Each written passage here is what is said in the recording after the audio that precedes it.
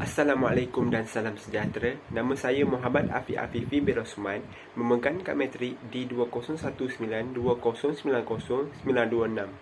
Okey, saya akan menerangkan tentang buku Apa Khabar Depresi. Okey, pengenalan. Buku yang bertajuk Apa Khabar Depresi ini ditulis oleh Dr. Sakinah Saleh. Beliau merupakan pensyarah kanan di Universiti Sultan Idris, UPSI. Tema buku ini adalah berkaitan dengan kesihatan mental yang dihadapi oleh kebanyakan golongan remaja. Pengarang cuba mengajak para pembaca memikirkan bagaimana kita sebagai masyarakat Malaysia dalam membantu untuk menangani isu masalah mental ini. Dalam buku ini juga ada memberikan pendedahan bagaimana untuk kita mengenali kemurungan dengan mengetahui simptom, faktor dan sebagainya. Selain itu, pengarang juga menjelaskan cara-cara untuk menangani permasalahan isu ini. Seterusnya, maklumat data. Tajuk buku Apa Khabar Depresi, pengarang Dr. Sakinah Saleh, penerbit PTS Publishing House Sdn Bhd. Ketebalan buku ini ialah 188 halaman, saiz buku A5, font Times New Roman, saiz font 12, tahun penerbitan 2020, konsep kulit depan dan belakang. Kulit muka depan dihiaskan dengan warna hijau dan mempunyai gambar nota yang menggambarkan seseorang memerlukan terapi psikologi dan motivasi. Seterusnya, manakala kulit belakang pula dihiaskan dengan warna biru bersertakan kata hikmat. Kesihatan tidak semestinya datang daripada ubat.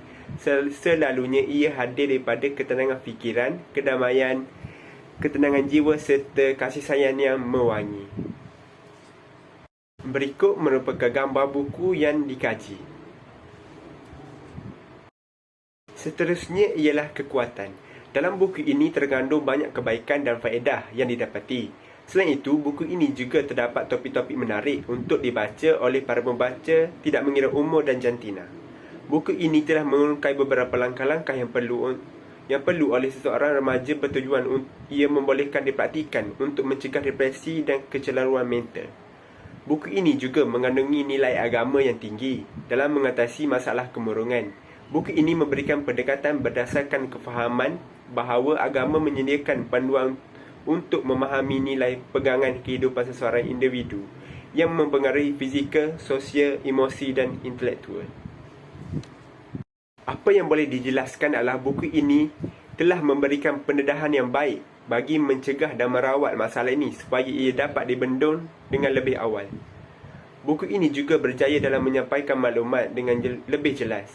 Hal ini dikatakan demikian kerana buku ini tidak mempunyai gaya bahasa klasik, iaitu menggunakan perkataan-perkataan yang lebih bersifatkan karya moden.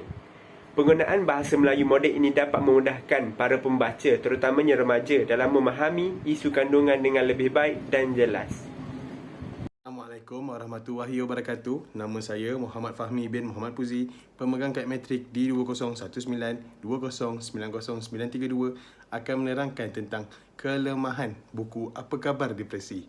Kelemahan yang terdapat dalam buku ini ialah buku ini kurang sesuai untuk dijadikan panduan untuk bangsa yang bukan beragama Islam. Intipati buku ini yang banyak terkandung ayat suci Al-Quran yang merupakan panduan hidup untuk orang yang beragama Islam.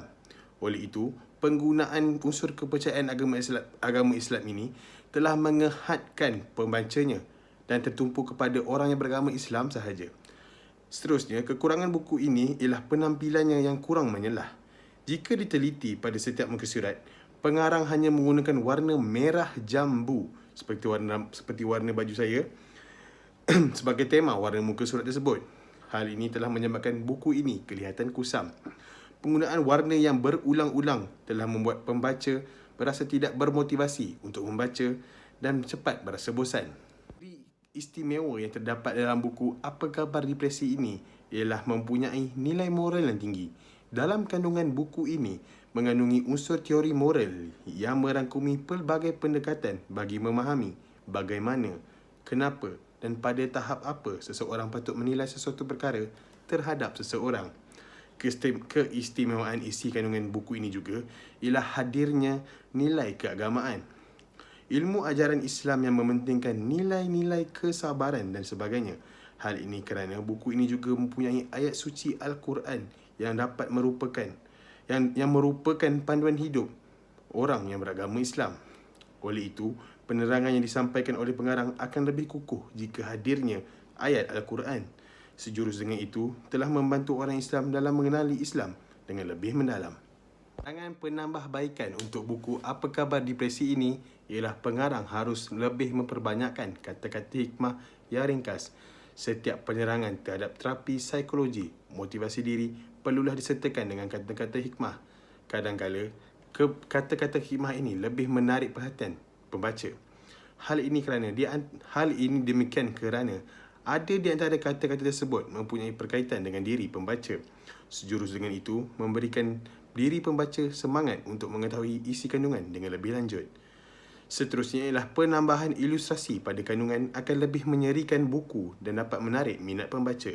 Ilustrasi dalam bentuk lukisan, gambar, foto maupun gambar rajah dapat sedikit sebanyak membantu pembaca, terutamanya remaja, untuk memahami sesuatu situasi dan buku tersebut akan lebih nampak menarik. Kesimpulan bagi buku Apa Khabar Depresi menerangkan tentang kesihatan mental, iaitu merujuk kepada masalah tekanan perasaan dan bagaimana untuk mengatasi atau keluar dari belenggu masalah ini. Penggunaan isi kandungan yang mempunyai unsur agama Islam yang mendalam memberi kesan kepada pembaca apabila membaca buku ini. Pengarang juga banyak menggunakan aspek-aspek sosiologi bagi memberi kesedaran atau nasihat kepada pembaca agar dapat memperbaiki diri dalam segala aspek, terutamanya dari segi perilaku dan serta keagamaan. Akhir sekali, pembaca dapat mengetahui faktor kemurungan dan bagaimana untuk mendapat bantuan semula.